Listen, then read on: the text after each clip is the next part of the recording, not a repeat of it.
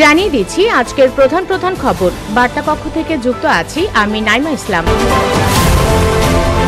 দাবানলে পুড়ছে Israel, পৌঁছায়নি আন্তর্জাতিক সহায়তা। যুক্তরাষ্ট্র ও ইউক্রেনের মধ্যে খনিজ চুক্তি স্বাক্ষর।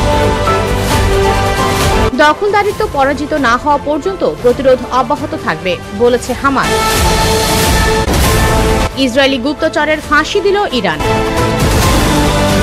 ইতিহাস গড়ে পাকিস্তানের জাতীয় নিরাপত্তা উপদেষ্টার পদে আইএসআই প্রধান।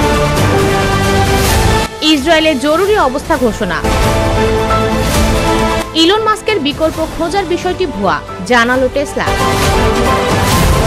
ইউক্রেনে রুশ ড্রোন ও ক্ষেপণাস্ত্র হামলায় হতাহত 17। এবার আরব সাগরে মার্কিন বিমানবাহী রণতরীতে হুথিদের হামলা। বিস্তারিত জানতে ভিজিট করুন usbengal.com।